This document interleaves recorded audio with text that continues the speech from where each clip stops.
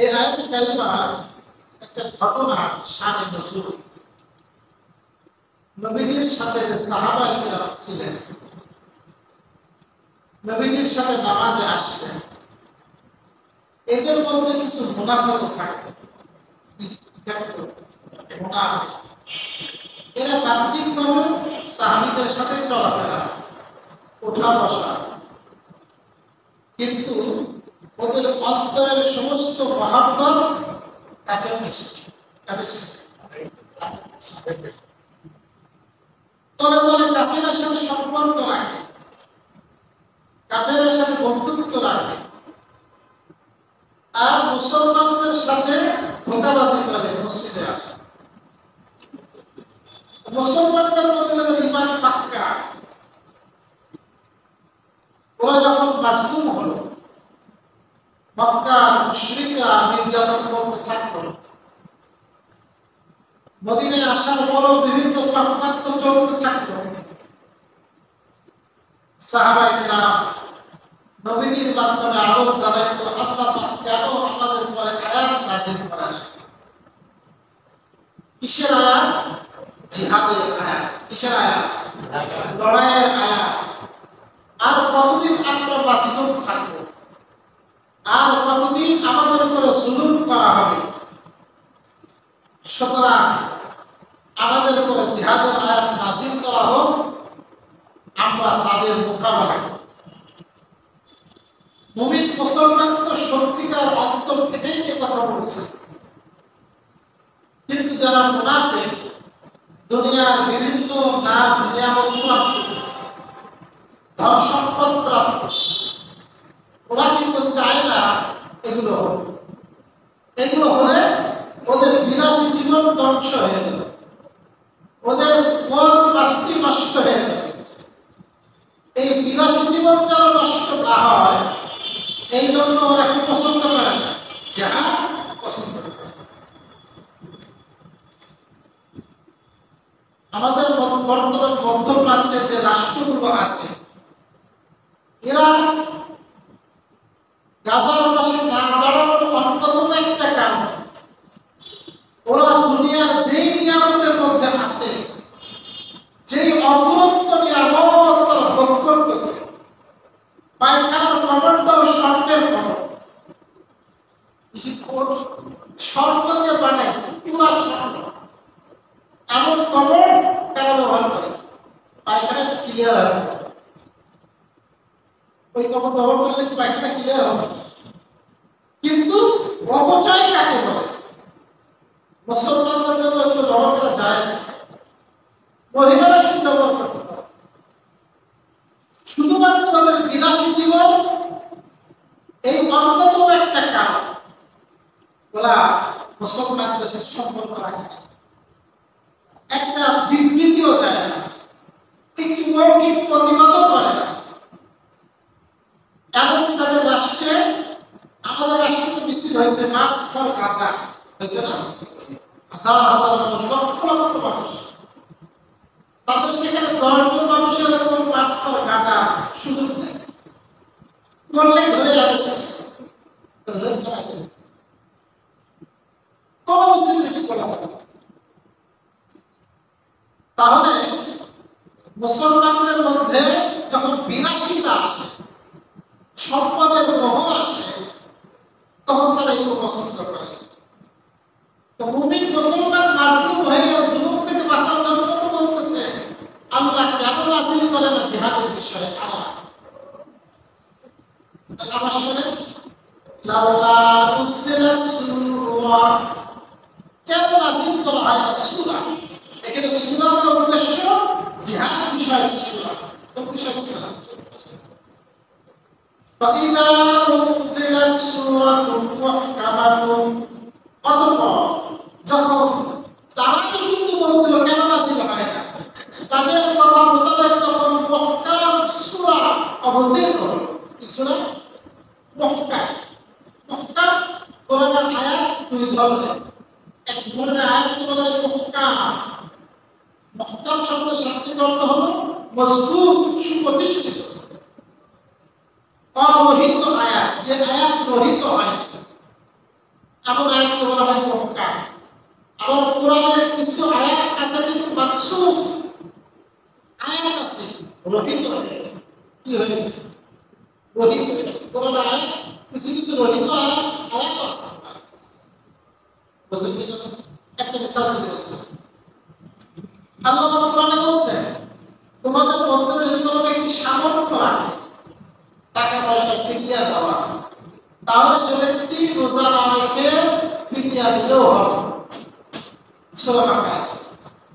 আবার পরের আয়াতেই বলতেছেন আল্লাহ, আপনার সুযোগ নাই, তুমি যদি রোজা রাখতে সক্ষম হও তোমাকে রোজাই রাখতে হবে, ফিরিয়ে দিতে হবে।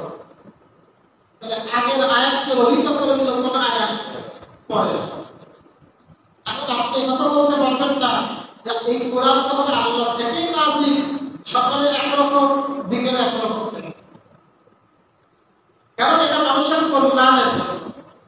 একজন ডাক্তার যেমন একজন রোগীকে কখনো ভালো ওষুধ দেয়, একটা ওষুধ আছে ডোজ, নরম ডোজ, প্রথমে হালকা, দেখে তার শরীরে সয়ে গেছে, আবার পরের দিন গেছে ডোজ বাড়ায় দিচ্ছে, হতে পারে না? আবার ডোজ কারো জন্য বাড়ায় দেয়, পরে আবার কি করে দেয়? কমায়। এখন এ কথা বলার সুযোগ নেই, কালকে দিয়েছিলেন দিনে 2টা, আজকে কেন দিনে 1টা, বলা যাবে? দুটোই দিয়েছেন আমার কল্যাণের জন্য। তো আল্লাহ পাক আমার কল্যাণের জন্যই 2 ধরনের আয়াত নাযিল করেছেন। তার এক ধরনের আয়াতের নাম হলো মুহকামা, অরহিত, রহিত আয়াত, মজবুত। আল্লাহ পাক জিহাদের জন্য আয়াত আছে, জিহাদের আয়াত কিন্তু অরহিত। জিহাদের কি রহিত হয়ে গেছে এমন না যে জিহাদ এখন আর নাই, বরং আমার নবী বলেন আল জিহাদ মাযিদ ইলা ইয়াউমিল কিয়ামা, কিয়ামত পর্যন্ত জিহাদ এটা বাকি। বলতে পর্যন্ত রাসূলের জামানে জিহাদ শেষ, তা কিয়ামত পর্যন্ত থাকবে। আজকে যদি বাংলাদেশের নাগরিকরা ভিন্ন কোনো দেশের নাগরিকদের থেকে আক্রান্ত হয়, সেটা ইন্ডিয়া হোক বা মিয়ানমার হোক বা অন্য কোনো রাষ্ট্র হোক, আর এদেশের সরকার যদি বলে আপনারা সবাই এই দেশ রক্ষার জন্য, এদেশের মুসলমানদের রক্ষার জন্য লড়াইতে ঝাঁপিয়ে পড়েন, আপনি ঘরে বসে থাকতে পারবেন? আপনাকে তখন মাঠে নামতে হবে। প্রিয় ভাই, এই জন্য অনেক শর্ত সারাত আছে। এই জন্য জিহাদ কিন্তু মাযিদ ইলা ইয়াউমিল কিয়ামা, কোনদিন পর্যন্ত বাকি? কিয়ামত পর্যন্ত। এটা অরহিত আয়াত। এই আয়াত যখন নাযিল করলাম, ওয়াযুকিরা ফীহাল কিতাল, এবং তার মধ্যে জিহাদের কথা উল্লেখ করলাম। রাআইতাল্লাযীনা ফী কুলুবিহিম মারাদুন, আপনি দেখবেন যাদের অন্তরের মধ্যে রোগ আছে। রোগ কি শুধু শরীরে হয় না, অন্তরে হয়? অন্তরেও রোগ হয়। এই রোগটা বড় রোগ, আত্মার রোগ, দুর্বল ইমানের রোগ। এই দুর্বল ইমানদারদেরকে দেখবেন, মুসলমানদের মধ্যে মিলেমিশে থাকে মুনাফিকদেরকে দেখবেন, ইয়াকজুরুনা ইলাইকা, মানে তারা কি হুজুর কি করে, এই সমস্ত কথা কয় না। প্রত্যেক টাকায় থাকে আপনার দিকে তাকায় থাকবে। আমাদের মসজিদের আরামি ইমাম ছিল, সাবেক মুয়াজ্জিন আলাম, কত ছিলেন আলাম, অনেক জায়গায় ইমামতি করত। ওই আপনার চাষরা বলে না, কালকে আসলাম আজ বলতে যে হুজুর বলেছি কম্পিউটার কোচিং, এটা কেমন? বলে মসজিদের মধ্যে আমি তো আজ করতে পারি না, তা জিহাদ ওই সুদের আয়াতগুলো পড়ে পড়ে অর্থ পেয়েছে। আমি বেশি জানতে পারি না, শুধু আয়াতের অর্থ পেয়েছে কি বিষয়ে? সুদের বিষয়ে। এবার আমরা নাই কিন্তু সেক্রেটারি বিশাল ছাড়, তোমার সুদের বিষয়ে পেতে গেছে, তোমার ওয়াজের কিছু বাবা তুমি সুদের বিষয়ে আসতে পারো। এবার সূরা নূরের আয়াত পড়ে পড়ে শোনাইছে, সতীনারী মিথ্যা অপবাদ দেওয়া ও শাস্তির কথা, চোর চুরির শাস্তি, ব্যভিচারের শাস্তি। তোমার কি মহিলাদের সুরসুরি দেওয়া যায়? আল্লাহ কোরআনে আয়াত পড়ে পড়ে কিছুটা অর্থ, আর আমরা থাকবো না ওদের, আপনি একটু বসে থাকতে হবে। বলেছি আমাদের মাধ্যমে নাজেল বেশি লাগবে, যাই হোক, কি বলতেছিলাম ভাই, কিছু মানুষ যখন এই জাতীয় জিহাদের কথা আসে, সুদের কথা আসে, তখন তাকে এগুলো বলা হয় এর জুলুমাই এর দ্বারা আপনার থেকে টাকা নাজার বা শিক্ষি আলাই মিনাল মৌতি, মৃত্যুর ভয়ে মূর্ছা যাওয়ার মতো মানে বেহুশি করে দেবে। ধ্বংসই উপযুক্ত তাদের জন্য, তাদের জন্য কি উপযুক্ত ধ্বংস। আল্লাহ বলেন তাআতু ওয়া কাউলুন মা'রুফ, আপনি তাদেরকে দেখবেন তারা মুখে খুব আনুগত্য দেখাবে, কি দেখাবে? হুজুর আমরা আছি আপনার সাথে, তাআতু আনুগত্য, হুজুর আছি আপনি চলেন আপনার সাথে আছে, হুজুর যদি বিপদে পড়ে বুঝতে পারবেন। তাআতু আনুগত্য, কাউলুন মা'রুফ, ভালো ভালো কথা, হুজুর ভালো কথা। কিন্তু ফাইজা আযাবাল আমরু, কিন্তু যখন নির্দেশ বাধ্যতামূলক হয়ে যায়, চূড়ান্ত হয়ে যায়, কিসের নির্দেশ?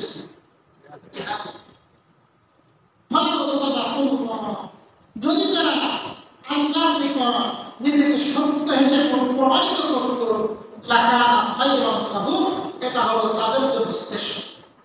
তোমরা যে বলেছিলে আমরা আনুগত্য করব, আমরা সুন্দর কথা বলবো, যখন আল্লাহর বিধান এসে গেছে, তোমরা যদি তোমাদের এই কথায় সত্যবাদী হতে, এটা তোমাদের জন্য তাদের জন্য ভালো হবে। কি হইল?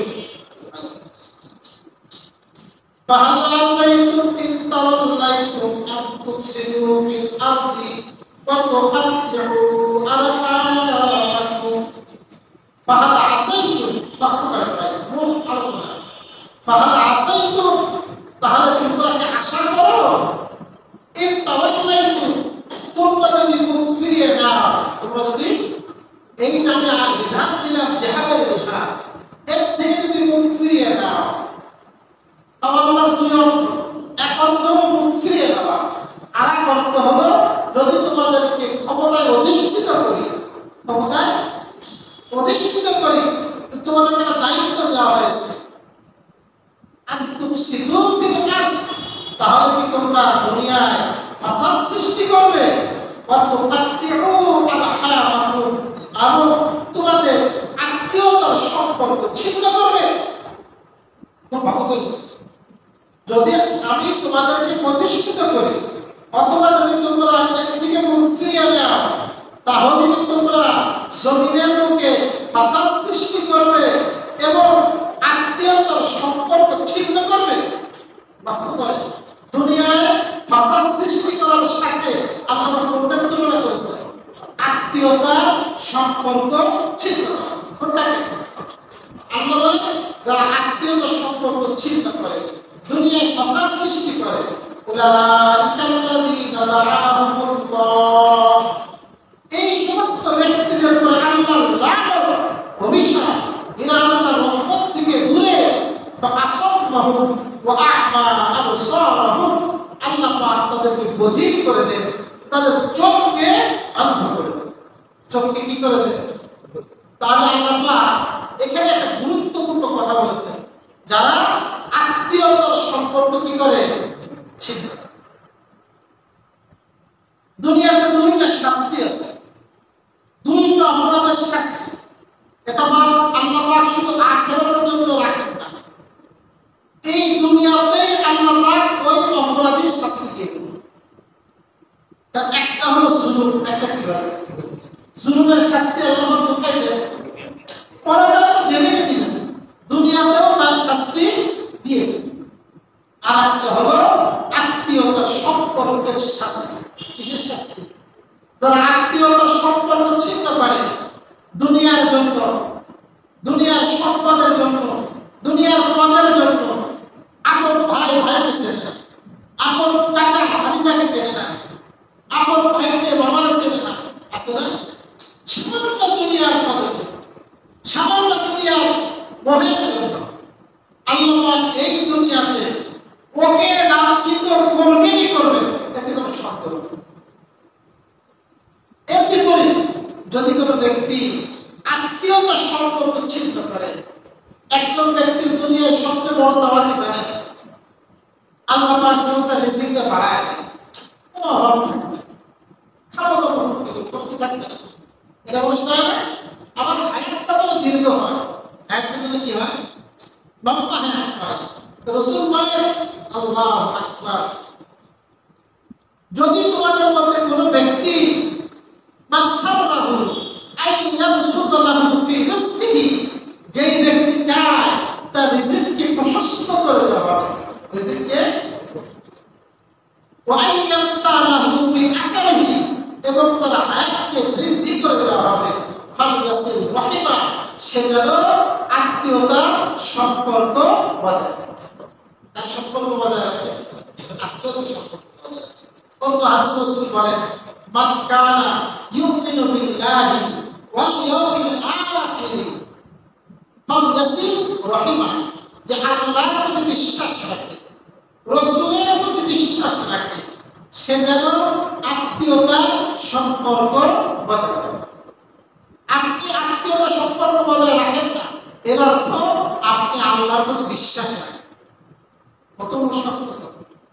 আবু যার গিফারী থেকে বর্ণিত হাদিস, তিনি বলেন আওসানি খালিলি বিখিসালি, আমার নবী, আমার বন্ধু আমাকে কিছু নসিহত করেছে, আমাকে কিছু ওসিয়ত করেছে, আমাকে কিছু নির্দেশ দিয়েছে, ভালো নির্দেশ। আওসানি, একটা নির্দেশ দিয়েছে, আল্লাহ আনজুরা ইলা মান হুয়া ফাওকি, আমি যেন দুনিয়াতে না তাকাই যে আমার থেকে বড়, যে আমার থেকে, আরে আমি দিল্লি ঘরে থাকি, ও একতলা বাড়ি মানে ফেলেছে, ও পাঁচতলা বাড়ি মানে ফেলেছে, কি করা যাবে? তা আমি যেন আমার থেকে বড়র দিকে না তাকাই। আমি যদি আমার থেকে বড়র দিকে তাকাই তাহলে আমার নাশুক্তি আছে। কত নিয়ামত আল্লাহ পাক করে দিয়েছে, কত নিয়ামত দিয়েছে, শুনতে করতে পারবো না। কিন্তু যখন আপনি ওই রিসার্চ করতে যাবেন, কি ও দুইতলা বাড়ি হয়ে গেল, আমি এখন কিছু করতে পারলাম না, ওর কর্মজীবন 9 বছর, আমি চাকরি করতেছি 15 বছর, কি করবো? বুঝতে কথা? তাহলে আপনার মধ্যে অশান্তি আছে। এর বিপরীত আমাকে বলেছে আমি যেন আমার দিকে তীব্র যারা তাদের দিকে তাকাই। পাশাপাশি স্টেশনের দিকে যাবেন, রাস্তায় পথিক দেখবেন, ওদেরকে দেখবেন, নিজের আমাদের সাথে প্রায় বের হয়ে কত মানুষ ভিক্ষা করে, কত মানুষ সাহায্য চায়, কত মানুষের আর্থিক অবস্থা ভালো ছিল, কিন্তু কালের ক্রমে হঠাৎ আল্লাহর পক্ষ থেকে কোনো আযাব এসেছে, হয়তো বড় রোগ এসে গেছে, জীবনে কোনোদিন মানুষের কাছে হাত পাতেনি, এমন ভালো কিন্তু মানুষের কাছে হাত পাতে, লজ্জায় চেহারা দেখাতে পারে না, আজকে হাত পাতে আমার ছেলে অসুস্থ, চিন্তা করেন ওই জায়গাতে আল্লাহ আমারে রাখতে, এটা কি অসম্ভব? কত মানুষ শুধুমাত্র ওই রোগে পড়ে বাংলা মহান দেওয়ায় বিভিন্ন সমস্যায় পথের ভর্তি হয়ে গেছে, বুঝছে না? এটা তো আল্লাহ আমরাও করতে পারবো না। এই জন্য আমি ওকে দেখি, ওকে দেখলে আমার মধ্যে প্রশান্তি আসবে, সবার আসবে। আলহামদুলিল্লাহ, আল্লাহ অনেক কত দেওয়া করেছে, সবাই আলহামদুলিল্লাহ, আল্লাহ আমাদের ভালো রাখছেন না, অনেক ভালো রাখছে। আর কি ওসিয়ত করেছেন? ওয়া আওসানি বিহুব্বিল মাসাকিন, আমাকে ওসিয়ত করেছে আমি যেন মিসকিনদেরকে ভালোবাসি। তাদেরকে বন্ধুত্ব হবে কার সাথে? বলছি ধনী মানুষের সাথে বন্ধুত্ব করে, মিসকিনদের সাথে বন্ধুত্ব করে, গরিবের সাথে বন্ধুত্ব বিভিন্ন তাদের কাছাকাছি থাকে। এই ওসিয়ত আবু যারকে রাসূল করেছে। ওয়া আওসানি, আর আমাকে ওসিয়ত করেছে আন আসিলা রাহিমি ওয়া ইন আকবার, যদি আমার আত্মীয় আমার থেকে মুখ ফিরায় নেয় তাও যেন আমি তার সাথে আত্মীয়তার সম্পর্ক বজায় রাখি। সে আমার পরিচয় দেয় না, আমার দেখলে সালাম দেয় না, আমার সাথে কথা বলে না, নবীজি বলেন তারপরেও যেন আমি কি করি, তার সাথে সম্পর্ক বজায় রাখি। নবীজি বলেন লাইসাল ওয়াসিলু বিল মুকাফি, যেই ব্যক্তি সে আপনার সাথে সম্পর্ক রাখে, আপনিও তার সাথে সম্পর্ক রাখে, এই ব্যক্তিকে আত্মীয়তা সম্পর্ক বজায় কেন বলে? আপনার দুই ভাই ধরি, এই সম্পর্ক রেখে এই সম্পর্ক, তিন নম্বরটা ধরি, এও সম্পর্ক রেখে ও সম্পর্ক। তাহলে আপনি যে একজন ভাইয়ের সাথে সম্পর্ক রাখলে এই দ্বারা আপনি আত্মীয়তা সম্পর্ক বজায় হবে না। এক নম্বর ওয়াসে আত্মীয়তা সম্পর্ক বজায় রাখে কে? ইদা আতা, সে যখন চিন্তা করবে আসালাহা, আপনি সেটাকে বজায় রাখবেন। ও রাখতে চায় না সম্পর্ক, চাচা রাগে কথা বলে না, আপনি তার সালাম দেবেন, আপনি তার সাথে কথা বলবেন, তখন আপনাকে কি বলা হবে? আত্মীয়তা সম্পর্ক বজায় রাখতে বলা হবে। যারা আত্মীয়তা সম্পর্ক বজায় রাখে, আত্মীয় সম্পর্ক বজায় রাখার অর্থ কি? অর্থ হলো তার সাথে ভালো ব্যবহার, তাকে কষ্ট না দেওয়া, আর সামর্থ্য থাকলে তাকে উপকার করা গেছে। আবু বকর সিদ্দিকের ঘটনা আপনাদেরকে শোনাইছি, শোনার পরে ওনার মেয়েকে যখন মিথ্যা অপবাদ দেওয়া হলো, আয়েশা সিদ্দিকা ওনার বাড়িতে থাকে, তার একটা একসাথে থাকবে, আরেকটা একসাথে খালাতো ভাই নেসা, নেসা অপবাদ ছিল, সেরা অপবাদ। কারণ এই আবু বকরের মেয়ের কত কষ্ট লাগে, নিজের মেয়ের দিকে তো চোখ তুলে তাকায়, যার আত্মমর্যাদা আছে বাবা, কত মানুষ চোখ তুলে নিয়ে আসে, সেই মেয়ে মিথ্যা সেনা অপবাদ, কোনো সাক্ষী নেই, সবুত নাই, দিয়ে দিচ্ছে। তারপরেও কিছু বলে না। 50 দিন অতিবাহিত হয়ে গেছে, কিচ্ছু বলে না, বুকে পাথর চাপা দিয়ে সহ্য করছে। 50 দিন পর আল্লাহ পাক আয়াত নাযিল করেছেন, সূরা নূরের 10টা আয়াত জানাই দিয়েছেন যে না, আয়েশা সিদ্দিকা কোন পবিত্র, ওরা দিয়েছে মিথ্যা কথা। সুবহানাল্লাহ। যখন এই আয়াত নাযিল হয়েছে, আবু বকর সিদ্দিক বলেন প্রতিশোধ নেবে না, স্বাভাবিক। তো প্রতিশোধটা কি আছে? মারের দিন, কাটের দিন। তুই আমার বাড়ি খাইতিস, আজকে থেকে তোর খাওয়া বন্ধ, তুই তোর মতো খা, বড় অন্যায় করতে আমার খাওয়াতে বন্ধই করতে পারে, তাহলে খাওয়াইতাম না, খাওয়া। তারপরও আল্লাহ পাক আয়াত নাযিল করেছেন।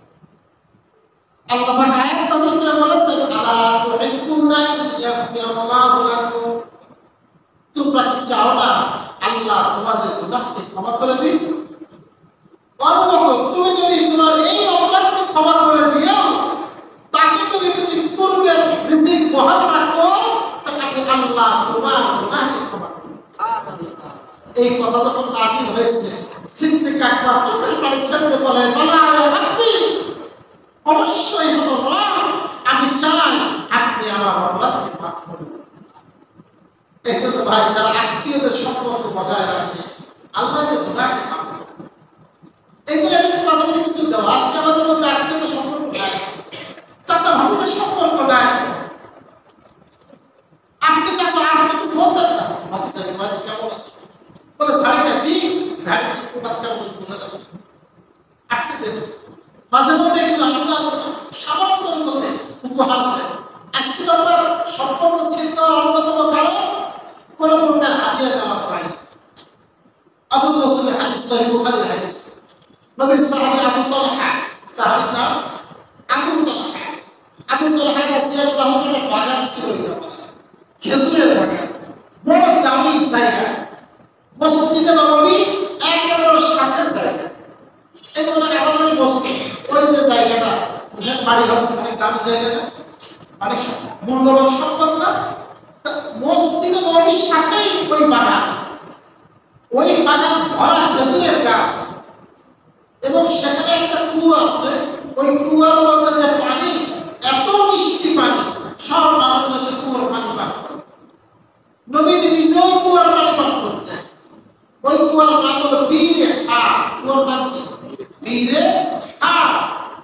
ওই কুয়াটা বর্তমানে মসজিদ নববীর অন্তর্ভুক্ত, মসজিদ নববীর ভিতরের মধ্যে চলে গেছে, তবে চিহ্নিত করা আছে। ওখানে যে জায়নামাজ আছে, জায়নামাজ খুললে দেখা যায় গোল রিং আকারে করা, একটা রিং, আমি দেখছি সেই রিংটা জায়গায় তুলে একটা রিং গোল আকার করে দেওয়া আছে, ওইটা হলো সে বীর। এখন মসজিদ নববীর অন্তর্ভুক্ত। নাযিল হইল, লান তানালুল বিররা হাত্তা তুনফিকু মিম্মা তুহিব্বুন। তোমরা ততক্ষণ পর্যন্ত শ্রেষ্ঠ কল্যাণ করতে পারবে না যতক্ষণ না তোমার প্রিয় বস্তুকে আল্লাহর রাহে উৎসর্গ করো। তোমরা কল্যাণ করতে হবে মিম্মা তুহিব্বুন, যেটা ভালোবাসে। ওই যেমন ক্যাশিয়ার সাহেব ওখানে লাগাইতেছে মসজিদে সিরাফানা টাকা দেবেন না। তো বড় কথা হয়ে গেছে, একটু বড় কথা হয়ে গেছে। মানে কিন্তু দিলাম তো না দিলাম তো আপনি তো লাগবে একটা আলাদা বলে ঠিক আছে, সিরাফানা টাকা মসজিদে দেওয়া যাবে না, দিন পাপ হবে। আমি পাপটা কেটে দিচ্ছি, সিরাফানা টাকা দেবেন না, এটা আসলে ঠিক না।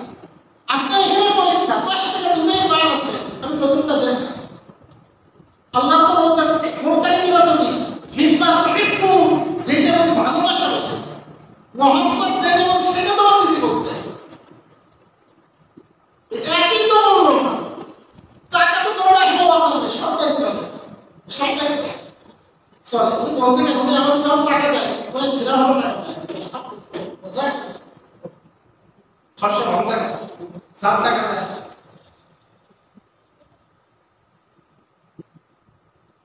আবু তালহা রাদিয়াল্লাহু তাআলা ওই বিশাল দামি বাগান নবীজির কাছে আসলেন, কয়েকশো একর জায়গা। বলেন ইয়া রাসূলুল্লাহ, আল্লাহ বলেছেন সবচেয়ে প্রিয় বস্তু আল্লাহর রাহে দান করে দিতে হবে, আমি এই বাগানটা আল্লাহর জন্য দান করে দিতে চাই। যখন এই কথা বলছেন নবীজি বলেন না, তোমার দানের দরকার নাই, তুমি এক কাজ করো, তুমি এই বাগানটা তোমার আত্মীয়দের মধ্যে বন্টন করো। সহিহ বুখারী। আবু তালহা রাদিয়াল্লাহু তাআলা তখন এই পুরো বাগান তার চাচাতো ভাই, চাচাতো আত্মীয়, বিভিন্ন আত্মীয়, চাচা, ওদের মধ্যে সুন্দরভাবে পুরো বাগানটা বন্টন করে। সুবহানাল্লাহ। আমাদের জামানায় ভাতিজারে 100টা জায়গা দেয়, 100টা জায়গা কেমন আত্মীয়তা থাকবে বলা, আরো সম্পদের বঞ্চিত করে। যাদের মেয়ে আছে ছেলে নাই, আগে সব মেয়েদেরকে রেখে দিয়ে চলে যায়, তাহলে কারা পায় কোনো সম্পদ, ছেলেরা ভাতিজারা না পায়, ভাতিজারা পায় না। তাহলে এই যে আপনি বঞ্চিত করলেন সম্পদ থেকে, কারণ ফলাফল কি হবে? আপনি যদি চোখ বন্ধ করেন, আপনার মেয়ের দিকে, আপনার স্ত্রীর দিকে কোনো বিপদে পড়লে ও সামান্য সাহায্য করবে, যে কোনো সাহায্য। এই জন্য আত্মীয়দের সম্পর্ক বজায় রাখা, তাদের খোঁজখবর নেওয়া। আল্লাহ সুবহানাহু ওয়া তাআলা আমাদের সকলকে আমাদের আত্মীয়দের সাথে সুসম্পর্ক রাখার তৌফিক দান করুন, আত্মীয়দের সাথে মহব্বতপূর্ণ সম্পর্ক রাখার তৌফিক দান করুন। আমিন। ওয়া আলহামদুলিল্লাহি রাব্বিল আলামিন।